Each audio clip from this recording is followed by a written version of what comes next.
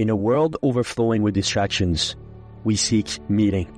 How do we transform ambition into something deeper, into true fulfillment? I'm Sam Pepin, CEO of Course Educa, and I've spent years helping businesses succeed by connecting their goals to something bigger. On the Meaningful Podcast, we explore not just how to win in business, but how to grow as individuals. Through conversation with thought leaders, innovators, and everyday heroes, we uncover the stories that drive us towards something greater. Whether you're striving for success, seeking purpose, or just looking for the next steps in your journey, this podcast is your guide to navigating the intersection of ambition, growth, and meaning. So please join me and our incredible guests as we redefine what's possible in both business and life.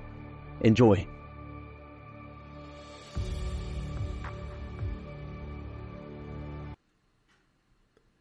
The greatest stories are not just told, they're lived. Welcome to the Meaningful Podcast. I'm your host, Sam Pepin, and today we're diving into 3 transformative themes: riding the waves of life, the power of storytelling and personal growth, and faith, resilience, and the pursuit of purpose. Our guest today is Joseph Descans, a former professional surfer, business coach, speaker, and the author of Osea, the prophet who married a prostitute. Joseph's journey is one of relentless perseverance, from conquering 40-foot waves to navigating the highs and lows of entrepreneurships and personal faith. His insights into resilience, storytelling, and purpose will challenge you to embrace life's waves with courage and clarity.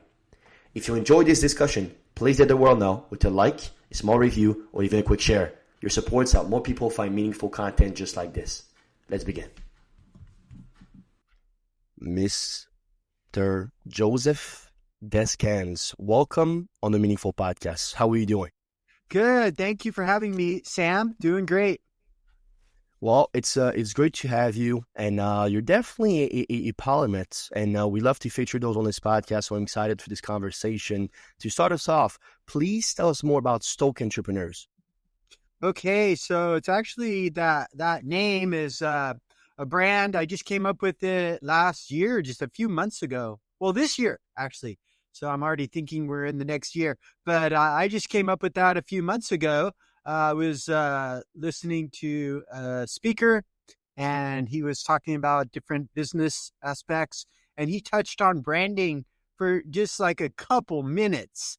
And, and before that, I had no bearing, no foundation, no idea where to go with the brand. I had been thinking about it, but I was like at a net zero as to where to go with that. And so he talked about it in a few for just a couple minutes, and then after that he kept talking about other stuff, and then I just started scribbling on a piece of paper, that I had there, that I was taking notes, and I came up with that brand and kind of worked on it and gave it to a friend who was a graphic designer. And next thing you know, we had it all put together. So it's pretty cool. I'm stoked on it. Interesting. And I'd love to dive a little bit more about your kind of like multifaceted journey, because it seems to me like you had a couple of lives, as we like to say. You were, a professional surfer. I saw that you were also an arborist, obviously business coach right now. You're an author, which we will dive deeper into in a second. Also a father of 4. When you're talking about how these various experiences shape your life and kind of like your astutity towards storytelling and professional insights, tell us more about all of that. Yeah, so obviously I draw from a lot of life experiences that I can put into speeches. So focus, I got a lot of stories, a lot of storytelling. I got father stories, father of 4, right? I got divorced, and so I'm still a father of 4, and I have 2 boys left in the house. So I have 2 boys, full-time teenagers, and 2 are out of the house. One's doing very good in college. My daughter, she's like 100% and on everything. And so then, of course, we have the big wave surfing. So I've got lots of experiences to draw on there, especially dealing with fear, right? As you're getting into the bigger waves, there's a lot to deal with in fear. And I was just thinking this morning, once you've done, one of my little favorite sayings is, once you've done 40 feet, 20 foot is easy. right? And so, I got lots of experiences there. And then, of course, arbors. I've been that had a lot of crazy stuff in there. I've been doing that for 35 years.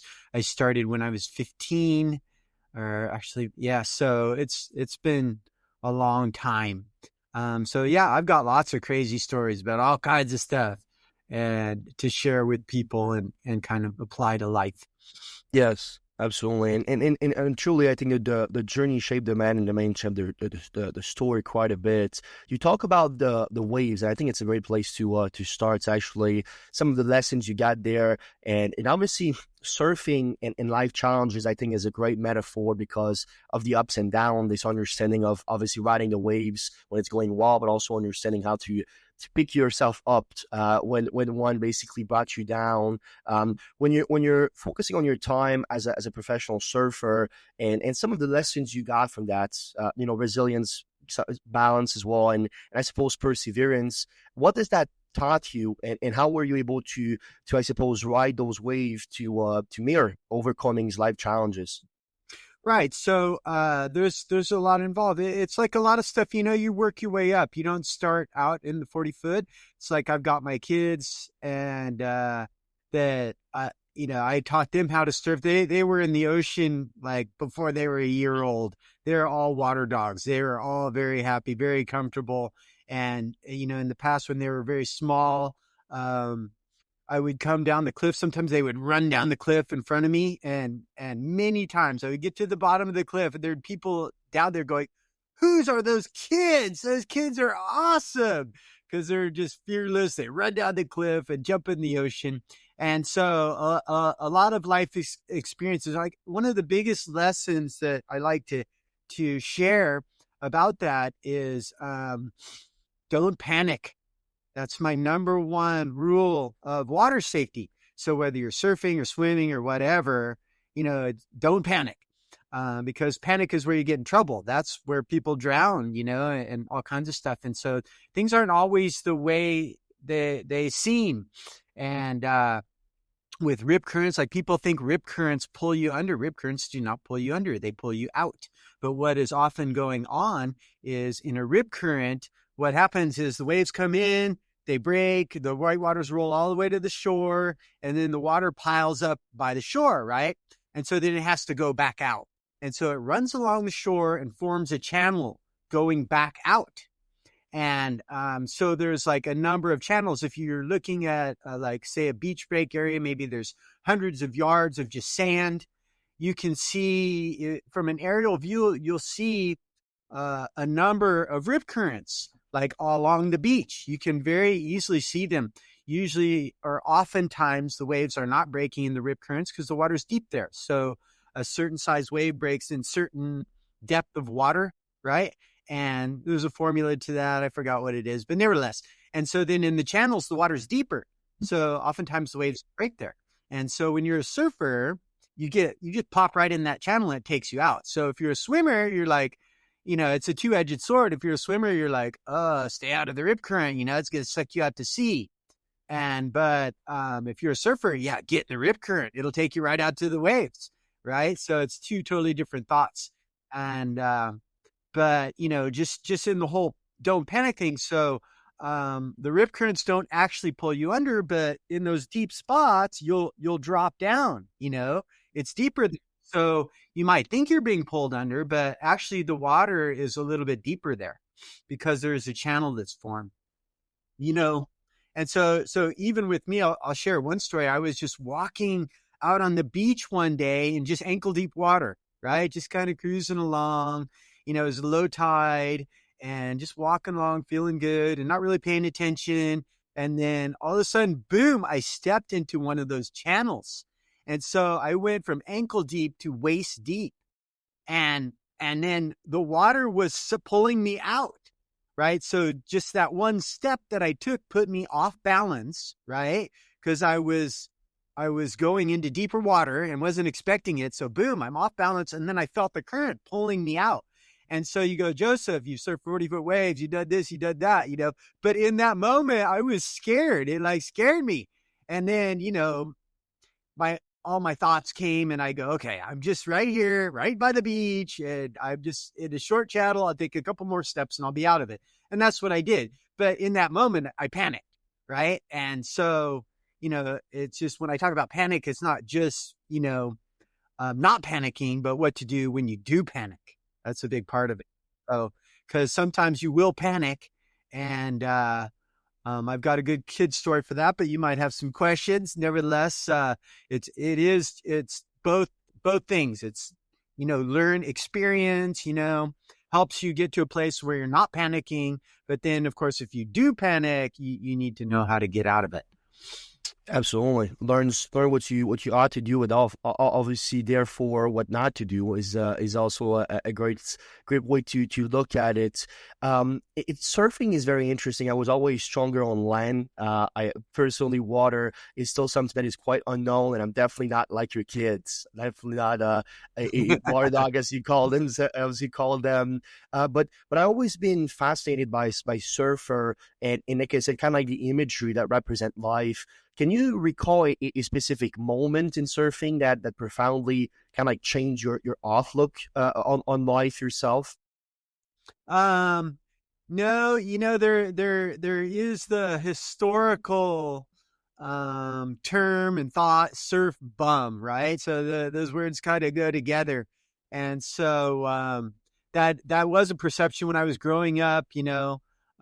My parents had that perception, so they weren't like 100% behind me surfing and whatnot. And I remember as a kid too, one of the things that had an impact that I wish it hadn't is when I was a kid, you're reading the magazines and looking at those surfers and you're like idolizing them and stuff, right? But I was reading the contests, right? Because as a little kid and you're learning how to surf and you want to grow up to be a pro surfer, right? If you're playing basketball, you want to be pro basketball, baseball, all that stuff. And so, and I remember looking at the contests in the back of the magazine, and the top pro surfers are making like $500 or $1,000 to win a contest, right?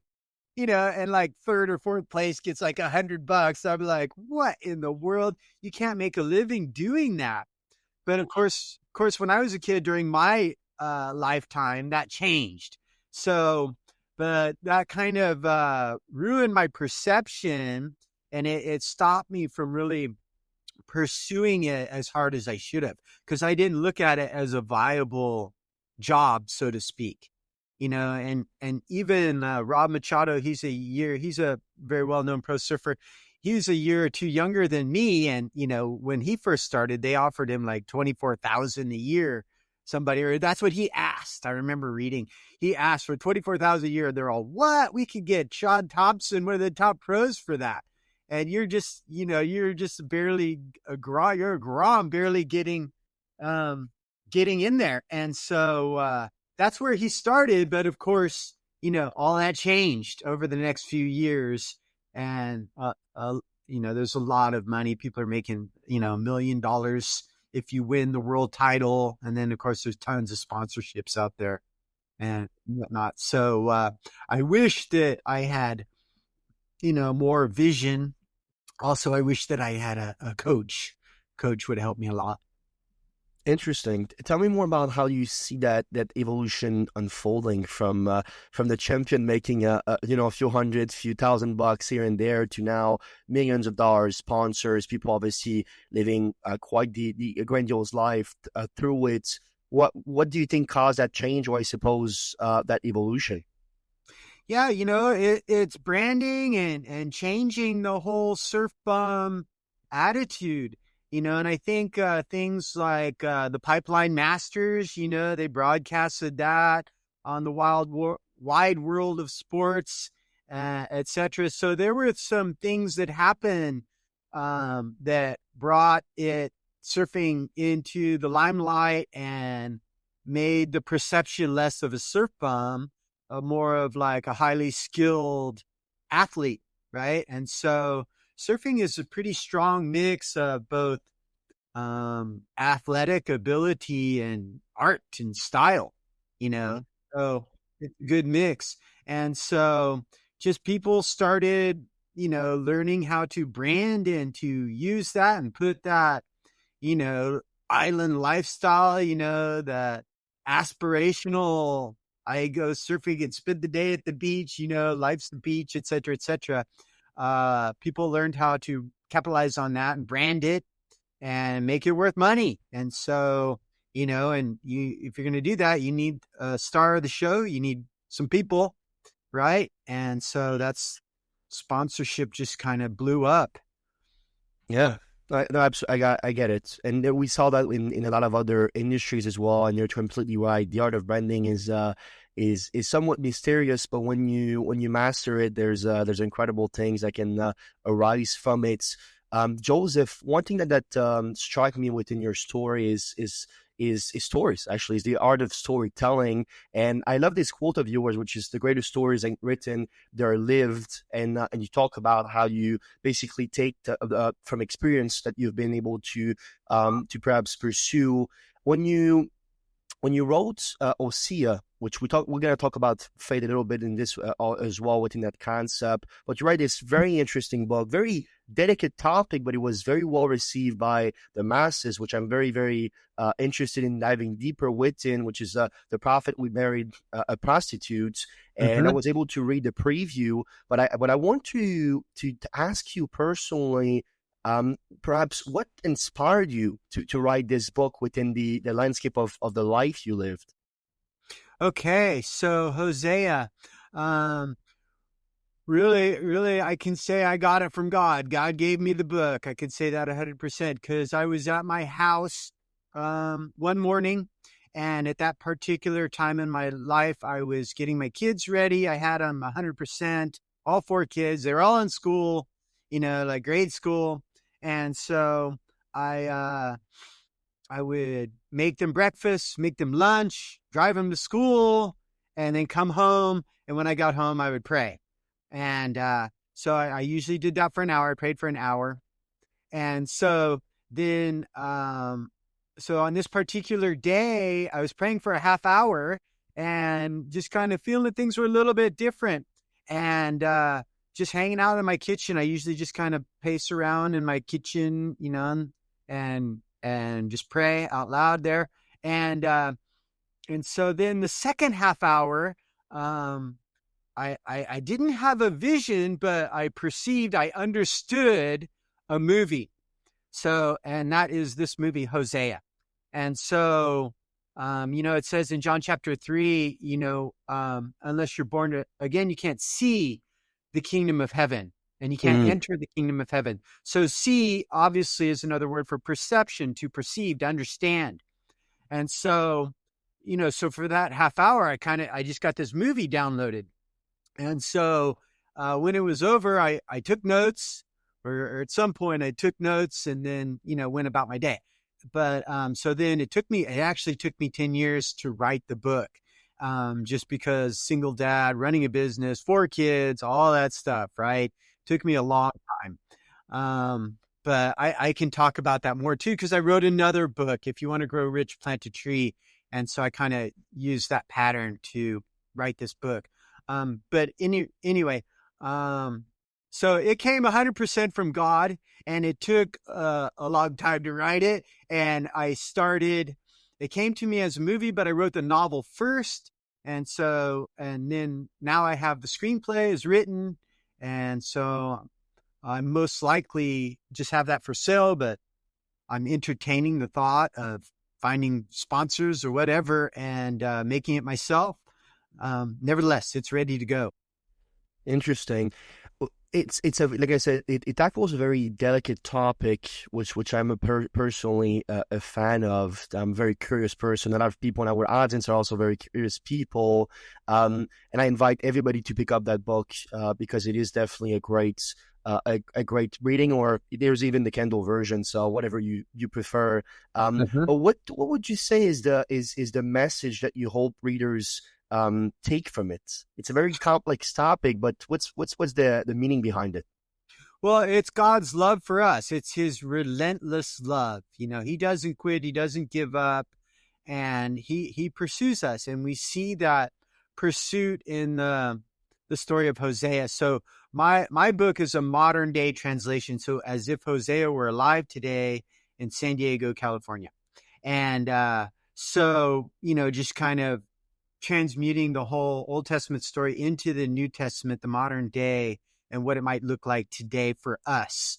And so it is God's relentless love for us. He doesn't quit. He doesn't give up. He pursues us.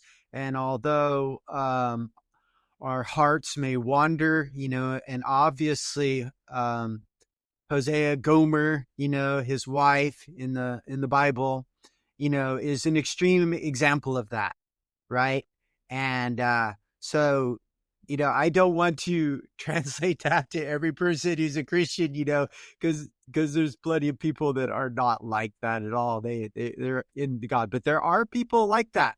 And if you're flip-flopping, you're having a hard time. You find your heart wandering, God is still after you. He doesn't quit. He doesn't give up. And he doesn't want you to reach a point where you think he has, right? So the message is there that he is constantly pursuing us, in spite of whatever wanderings we might have, whatever bad decisions, wherever our bad decisions may take us in life, whatever shame we're experiencing, et cetera, et cetera. He doesn't quit. He's still reaching out for us.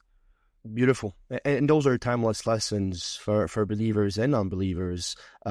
Perhaps one thing that struck me was your use and understanding of obviously ancient themes. You talk a lot about redemption, forgiveness, which we're going to go in depth within as well. How do you make these ancient basically topics resonate with today's audience? Have you had a hard time to do so, or how do you basically bridge that gap between ancient wisdom and today modernization perhaps of our understanding of life? Yeah, nothing has changed. The Proverbs are still 100% applicable. The Psalms, all of it is 100% applicable, because it's not this time or this place only. It's matters of the heart. And so people in that sense have not changed. We still have hearts, and we have feelings, and we have relationships and personal interactions. We experience love and betrayal and enemies and friends and all that stuff. All of the same stuff is still going on today as it has since the beginning of time, since Adam in the garden, and since Abel slew Cain, right? And just so much drama going on, throughout history, and people have not changed until today. Yeah, I think you're completely right. I think that we typically confuse sophistication with this understanding that we're well past basically those timeless lessons. But let me tell you something from my understanding and of this modern world. Everybody can benefit from coming back to those roots, as they're beautiful and they are very, very heartfelt. Would you say that obviously a lot of your work today is public speaking and business coaching as well?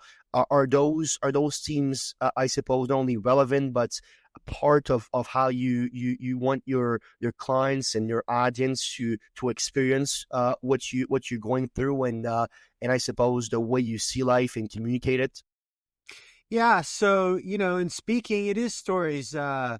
Facts tells, stories sell, so to speak, right? Because the stories touch people's hearts, and maybe, sometimes we, in the past, I remember thinking, you're trying to give people as much information in a short amount of time as possible, really, but that's not really the best way to communicate. Because if you can spend an hour and get one or two good points that land, and people, it sticks with them, and they, maybe even without writing it down or trying to remember, there's things that will grip people's hearts. And that's, you get there by telling a story. And so storytelling is the best thing, and it touches people's hearts because they can experience what you're feeling, and so sometimes I struggle, like when I'm writing and stuff, talking about surfing, getting back on surfing, some of the experiences in surfing, like tube riding, how do you communicate that? It's like almost impossible. But when you come to stuff with like fear, I've experienced it, maybe not life threatening, but I've panicked. I panicked taking a test. I panicked writing a term paper. And there's, and you think about, asking a girl out, it's like, how scary is that? I mean, that's terrible. And so there's so many things that, you're afraid of and you have to get through. So I have totally lost your question. I know I started out answering it. What was it again? No, but I was just talking about Coaching, right? this. Coaching and speaking, Yeah, right? how do you incorporate ancient teams and wisdom into what you're doing today, perhaps? Yeah. So the stories touch people's hearts. And so that's with speaking. With coaching, a lot of it is people have, there's the practical aspect of learning how to do things, start your business, go from point A to point B, et cetera, et cetera. And so that's definitely a part of coaching, but a lot of it is just matters of the heart. You're afraid, you're dealing with fears. You have internal resistance, right? And so there's some personal development that needs to happen there. And, you have to overcome fears of the unknown, fears of doing something new. It's like, I've done a few podcasts now, so I'm pretty comfortable with podcasts. The first couple, you're like scared. You're all, what's going to happen? He's going to ask me crazy questions and I'm not going to be able to answer, and so there's that going into it. But, with coaching, as you're going into new areas, you want to start a new business, want to upscale or anything like that, level up, all that kind of stuff. You're going to take on new stuff, and new stuff is scary. And so a big part of coaching is just getting people through the scary stuff, helping them overcome that inner resistance to move, so they can move into their next spot. Yes, and that's so important. This understanding of self-improvement and evolution or actualization, actually, as we typically call it. One thing that was interesting in you, obviously, you're a very vulnerable person, or at least you seem to be it from this conversation we have this far, which I really appreciate. One concept that was absolutely beautiful, and you're one of the very few, and that's me giving you flowers right there, since I'm a very heavy reader, that I think understand but explain forgiveness as well as you do is quite impressive. And you sort of, at least in my opinion, describe it as a superpower, which was a quite an interesting angle to take it as, when you're thinking about the theme of forgiveness and kind of like the role that it plays in your personal life, but also in your storytelling. How does that unfold? And I suppose juxtapose around all the other concepts you try to come across with.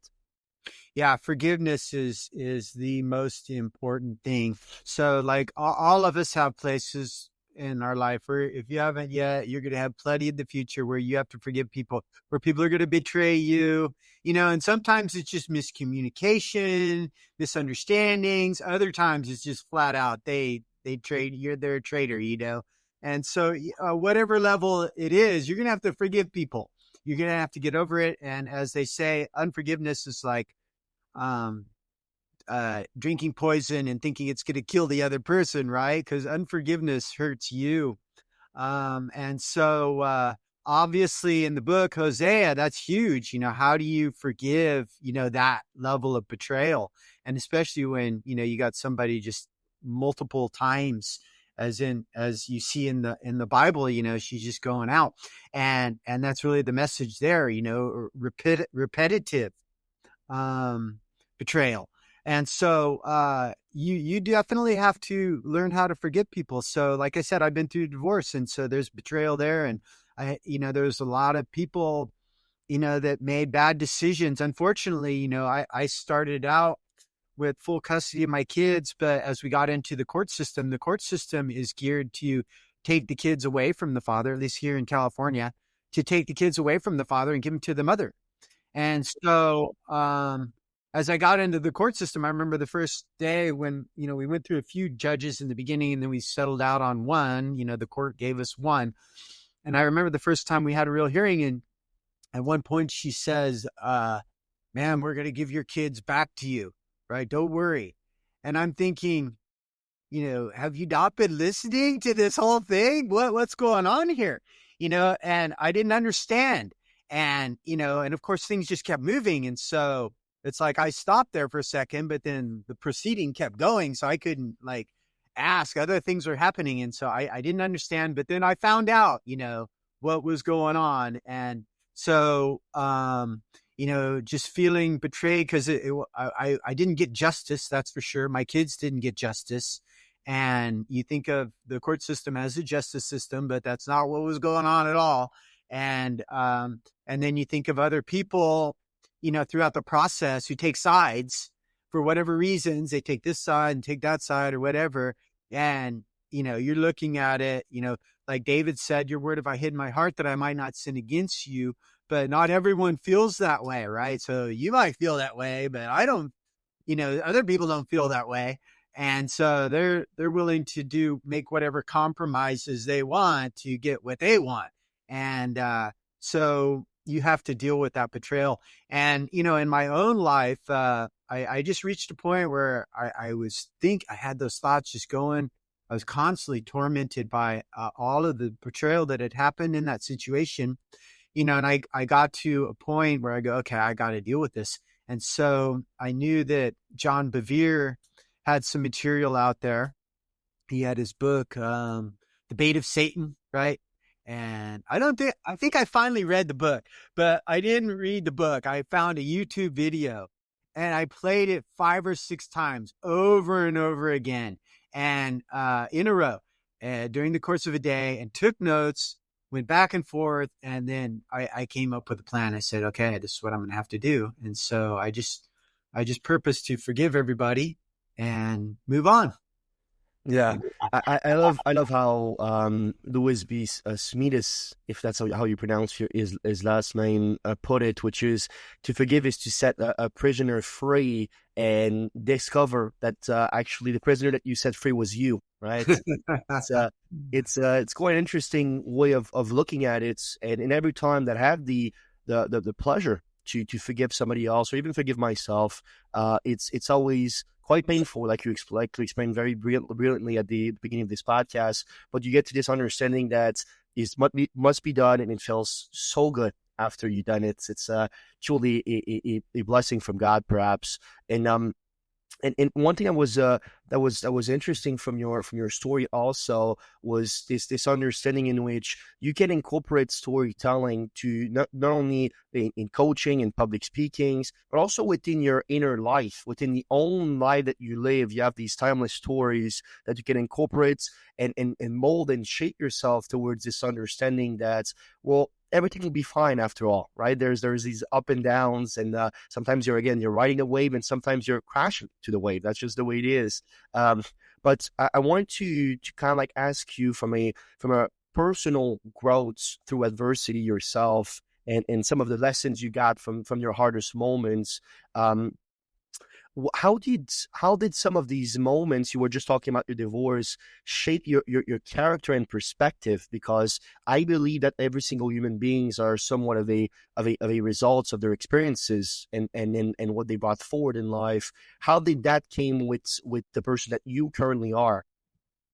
Yeah, so I have a couple profound experiences that I reflect on a lot. Just generally speaking, I remember in certain situations, what it takes to catch a big wave. I'm 60 years old now. Hopefully I don't look that old, but nevertheless, I haven't surfed a 40-foot wave in a few years, but I remember those experiences, and the feeling, the fear, the adrenaline, all that stuff. And like you said, wiping out, right? And so my introduction to Surfer Magazine was a 2-page spread at the end of the magazine, sequence of me wiping out. So that was my introduction to the pro surfing world. It was a big wipeout. And so, but And I remember that, but you know what I did after that? I paddled back out. I caught another wave. And so life is full of wipeouts, and you think about business things that crash, relationships that crashed, you crashed a test, when, all those things, but you know what? You paddle back out. And how many times have I done that? Even I remember my, well, I've got two pretty dramatic wipeouts, but, like the first big wave experience that I had that I wiped out, I pulled all the muscles in one side of my back from my neck all the way down to my butt, all of them on the left side, and then the middle third on my right side. Okay. So not all of them, but I was feeling that. It was a brutal wipeout. And, but I paddled out and I caught another wave. I caught a smaller wave. I didn't catch a big one. That was a 40-foot wave. And, but I caught about a 20-foot one just because I wanted to get back on the horse, as this expression is. If you get bucked off, you got to get back on. You're just going to be afraid for your life. So I caught one wave and then I limped over to the bud, took a break for a while because I was hurting. But a really profound experience that I had is one day I was out on a 30-foot day. So we have what's called cleanup sets, and that's where everybody's waiting. So in this case, it was 30-foot waves, and then a 40-foot set comes in, right? And so that everybody get caught inside, and that's a cleanup set. And so anyway, so it was 30-foot and this 40-foot set came in, and I was at a place, just to kind of abbreviate the story, where I was thinking I could get over the wave, right? Because you want to get over it. If there's any way possible, you want to go over it, because I'm on the inside and it's coming at me and I'm thinking I could make it. And at the very last second, I realized I couldn't make it. And so I ditched my board like in the lip. And so then I poked through the lip and I was looking out at the ocean. Right. And for an instant, I go, I made it, but then I felt myself getting sucked backwards. Right. And I knew I was about to get sucked over the falls backwards. Right. So that's 40 feet. I'm about to get absolutely destroyed. And so later on, I kind of reflected, like a few years after that, I was like just sitting in the chair reflecting, what was I feeling in those couple seconds? Right? What was I feeling in those few seconds when it was just still and quiet, that surreal moment.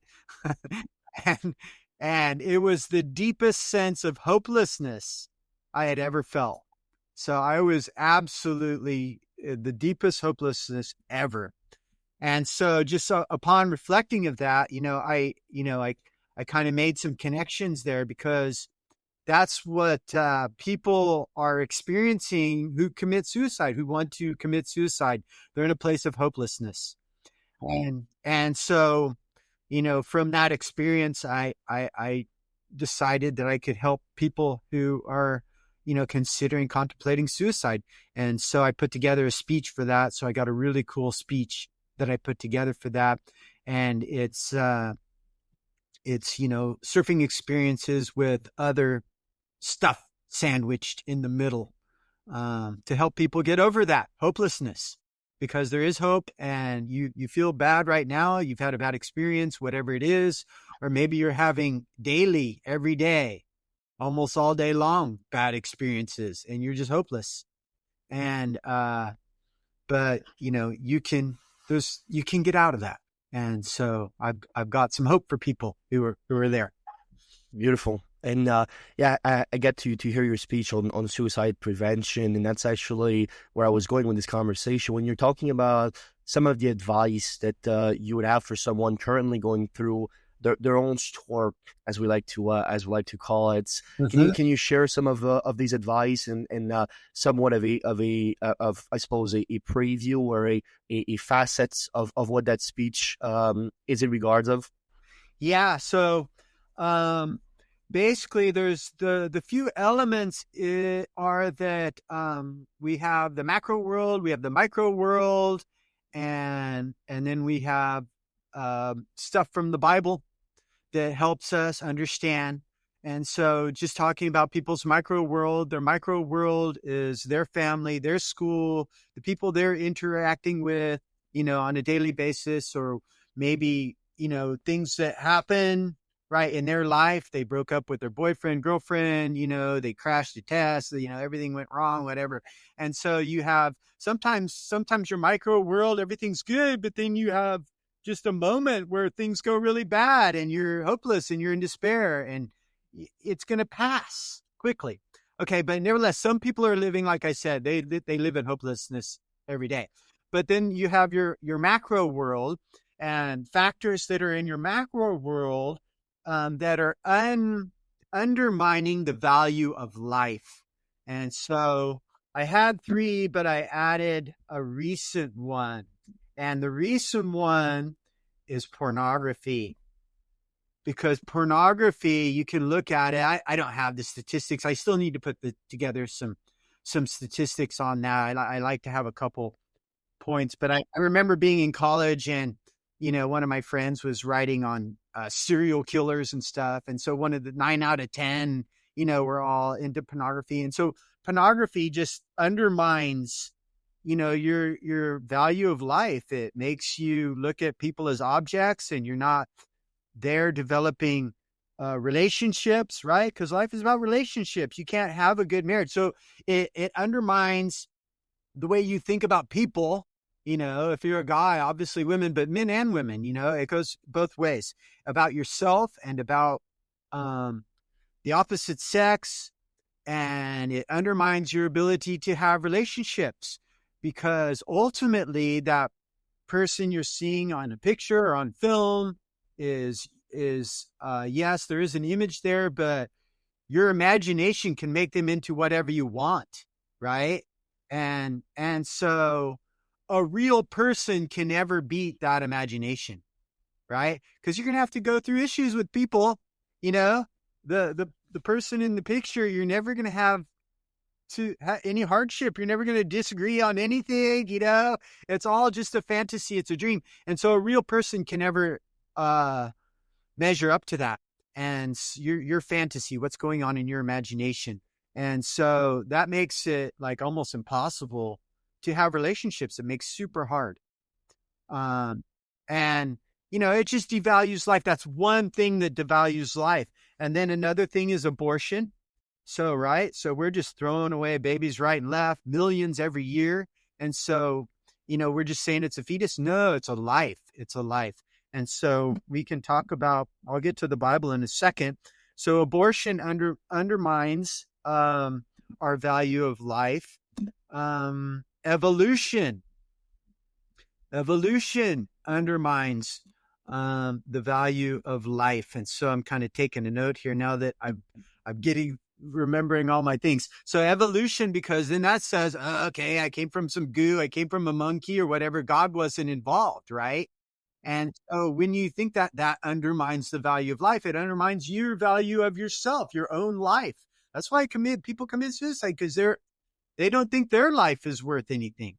And so, but that's not true. And so we'll hit the last one, and that is they took the Bible out of the churches, right? What was that? The 60s. I need to memorize that date. But they took the Bible out of the church, the schools. And so now we don't know right and wrong, and we don't know that God created us with a purpose, right? So one of our favorite things is stories in the Bible right? Is Jesus leaving the 99 for the one, right? That one is me. And so I'm not valuable to him, that he'll, round up the 91, get him in a place where he thinks they're reasonably secure, and go out after you. He may not know where you're at. If you put yourself literally in the shepherd's shoes,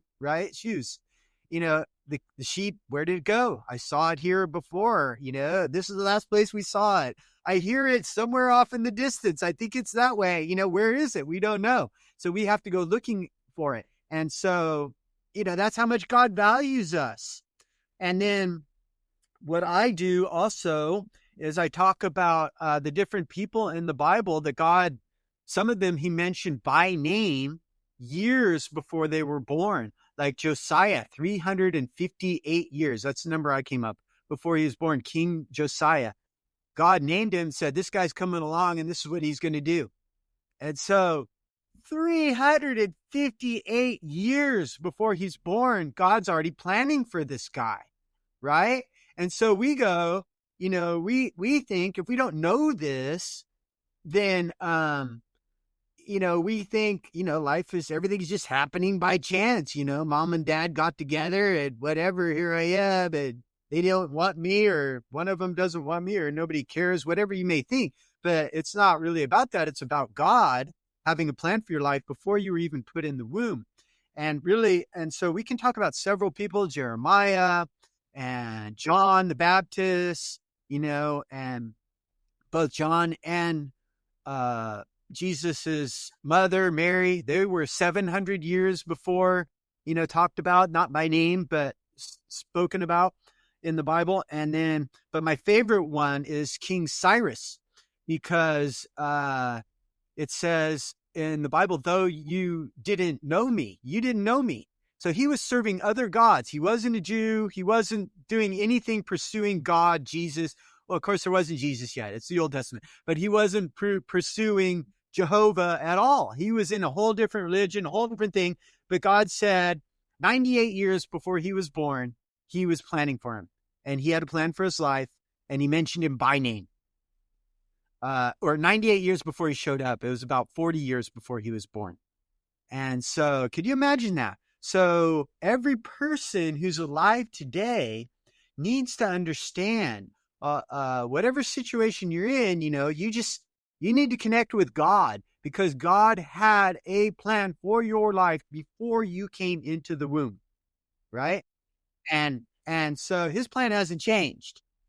And so it's not just plan, it's purpose, right? So, because different people have different childhoods, whatever. And so there's the whole dynamic of you put a seed in the ground and a tree is going to grow, right? And so it goes the same with men and women. You produce a child, you have sex, and you're going to, some percentage of the time it's going to produce a child, right? And that's just a law that's in play. And so however you came about, whether they wanted you or not, God still has a plan. God still has a plan. Right.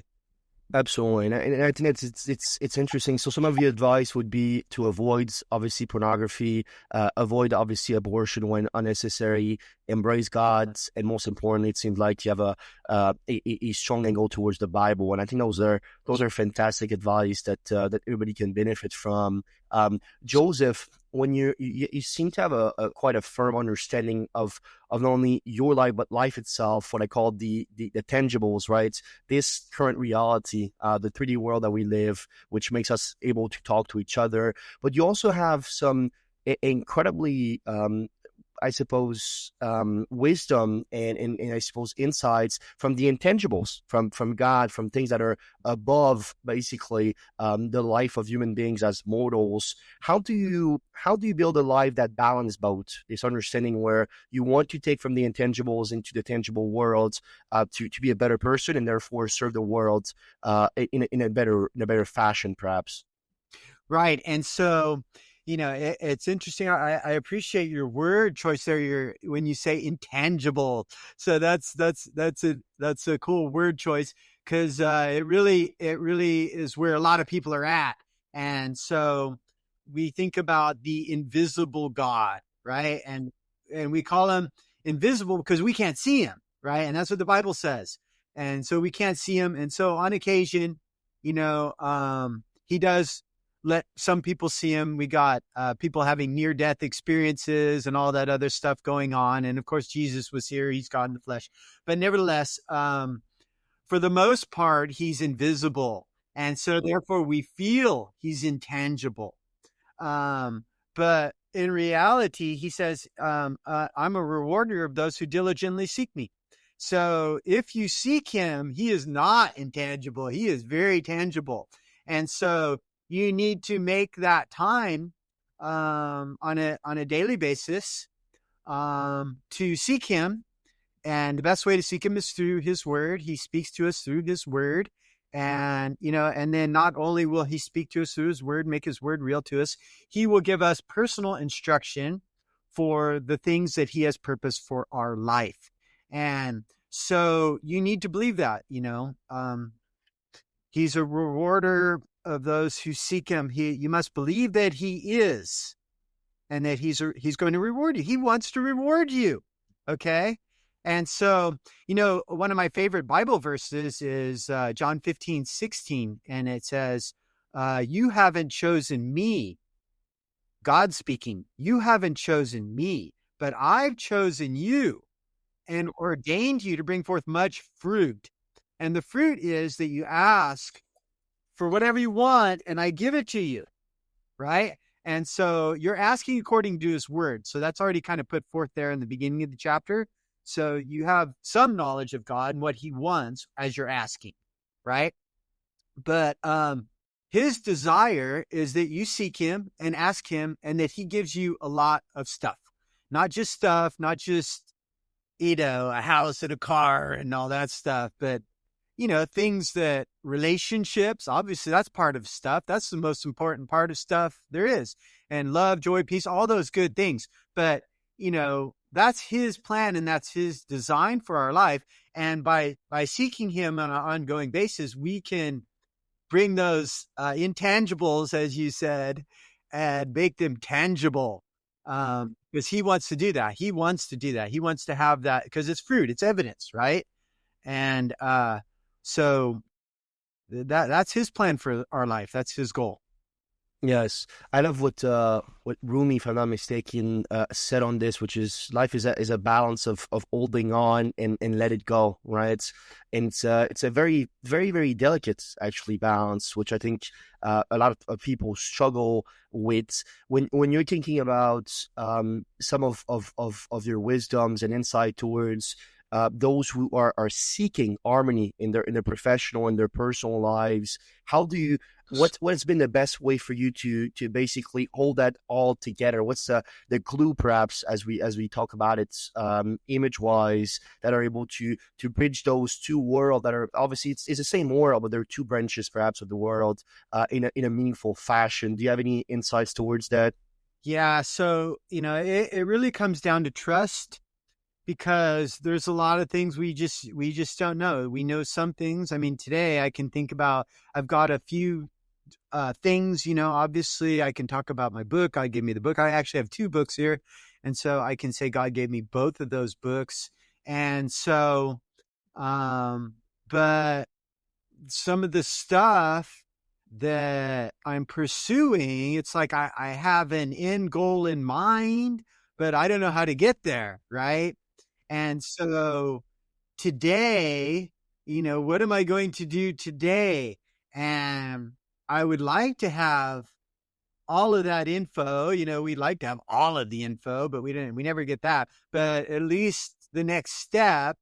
And so sometimes you don't even have the next step. You just have to kind of be still and know that I'm God and just, wait for the next step.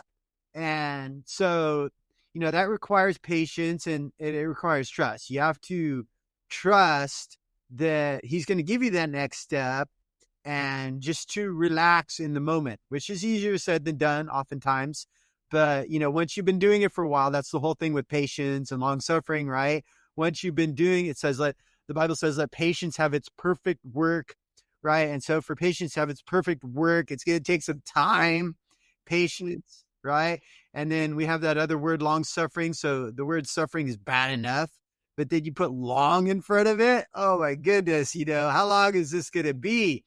It's like the song in Jonah. How long is this going to take? I don't know if you watch Jonah, the VeggieTales movie, but there's a cool song in there. And part of it is, how long is this going to take? He's stuck in the whale. When do I get out of here? So, sometimes some things just look terrible. And even at times, God brought you to this terrible place. As it seems, right? Like Moses at the Red Sea, they're pursuing him and he comes to the sea, there's no escape. But then boom, God opens up a way of escape. So for the moment or the night or whatever, it looks like it's all lost. But So you have to trust. So like I was saying, I started with the word trust, and you just have to trust that he's gonna come through for you, even when it seems like it's too late. Beautiful. And true success, specifically from you, from my readings and things I was able to achieve about your life this far, isn't measured by accomplishments, even if you have plenty of those, but sort of of the lives that you and we are able to touch as a collective. In your understanding of what defines success, how does that the definition of success as evolved over time, and perhaps share a little bit about what you envisage success to mean, not only in the present tense but in the future tense for you. Right. So like you said, it's relationships. We start out as a baby, 100% dependent upon mom. We don't get what we want. We cry. Give it to me now. And then you slowly grow up, but you're still very selfish. Like I tell my kids, the biggest thing, one of the biggest jobs I have as a kid is to help you remove selfishness from your life, and you can never fully remove it, but nevertheless, we're very self-centered. And then as a teenager, I got two teens in the house, you've got this separation anxiety. We got this point where you're still in the house, but you're wanting to be free and independent, right? So you're in that, that transition place. It's a tough place to be. And that's why, we have such hard times with teenagers, right? Because we're still going, okay, that looks like a bad decision. Don't do that. But they're going, no, I want this. I want this. And as a parent, you're going, please don't. But nevertheless, so you have that transition as they're growing and wanting to be free. Um, you have that conflict there, but it's relationships. So teaching them, as I am right now, to not be so selfish and to value other relationships. That's what it comes down to. And the older you get, the more you see that that's what it's about. It's the relationships. Yeah, if you have money, that makes life easier. You'd have to go out and scratch for food and whatnot. And success feels good. And success is attractive, but really to have that peace and love and joy in your heart, you're going to have good relationships. Obviously we've talked a lot about God, and the fruit of the Spirit comes from God. But even just on the most natural level, there's people on just simple natural level. They know how to do family. And so those people are happy, and so even what Solomon said, he had all the riches, he did all that stuff, and he says, life is just about having a good time. You go to work, you labor under the sun, it's all vanity. And that's not what it's about. It's about having a good time with your family. And I've got verses in my mind, but I'm paraphrasing here. I can't quote them perfectly, but just looking on that. So Solomon, after having gone through all that he went through and pursuing every type of vanity, every type of pleasure, he said, one of the conclusions he made, this is what life is about. It's about having a good time with your family. It is. If you want to grow rich, plant a tree. Joseph Descans, was an incredible time sharing an incredible conversation with you. Thank you so much for your insights, wisdom, and like I said, vulnerability. I would absolutely love if you could share some last words of wisdom with our audience, please. Okay. So I guess like I said, we've kind of referred to this. You just referred to it. There's my book. If you want to grow rich, plant a tree. It's backwards on my side. Nevertheless, so that was actually the first thing God gave me, first book. And I was at a tough place in life. My finances were taking a dive and I didn't know how to reverse it. And I came to a point where I said, God, you see this ditch that I'm in. No matter how deep it gets, I know you can get me out of it. Very simple prayer, right? Please help. and, and so about a month or two later, I was reading my Bible. So there we go. Here's closing notes. Read your Bible. But I was reading my Bible, John chapter 15, and the Lord spoke to me. He said, you need to get out of the tomato business and into the peach and avocado business. And I thought, okay. And I was thinking about my own yard. I had no tomatoes, so I was already out of the tomato business. And I did have a peach and I did have an avocado. And so it didn't make sense, right? And so I go, okay, what does that mean? And he said, you need to get out of the 9 to 5 grind, right? And it's like a tomato, because you plant a tomato, it grows, you get a few tomatoes, it happens pretty quick, and then it dies and you have to start over. So that's like your weekly paycheck. You go to work, you get paid on Friday. If you don't go back to work on Monday, you don't get a paycheck, right? And so that's a tomato. But then the peaches and avocados, the peach tree in my yard, it produced 1 peach the first year. So I had to wait a year when you plant it from seed, right? So I didn't get anything for a year. It's not like a tomato. You're going to get tomatoes pretty quick. But I didn't get anything for a year. So I got 1 peach. And then the next year I got 50. And then the next year I got 100.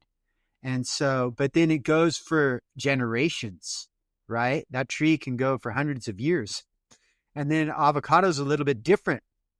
And that is, you plant it and you might be 5 to 15 years before you get your first avocado. So that's a bunch of work up front, right? So you think there's a lot of things that in life that work like that. Like if you're going to be a doctor, right? You have to go to school for years. You don't get your first paycheck for years, right? But then, obviously a doctor, you're still being a doctor. So we're talking about residual income. Nevertheless, but then also that goes for centuries and potentially. And so when you said that, I was looking at the book and I go, we haven't talked about that much. You made that reference. And so that was that's what God did me. And so that's kind of a big part of the philosophy I have in life, because it took me 10 years to write my book and now I'm learning how to market. So I didn't know how to market. So, obviously you have to market to sell. But I got all that from God, and I got that waiting on the Lord, sitting in my chair one day, reading the Bible. And so he gives you direction, and then you just pursue the direction and it will happen over time. See the vision, write it down. And that's what that book is. If you want to grow rich, plant a tree, it's a vision that God gave me, not an actual vision, but he spoke to me. And I wrote it down and I pursued it. And it's taken years, right? So not everything happens overnight like a tomato, but you have to be patient. And though it tarries, wait for it, right? And so that's my closing thoughts. Thank you for spending your time with us today on the Meaningful Podcast. If you enjoyed this episode, please leave a review or share it with someone who could benefit from it. And always remember, your story matters. Make it meaningful. We hope to see you next time.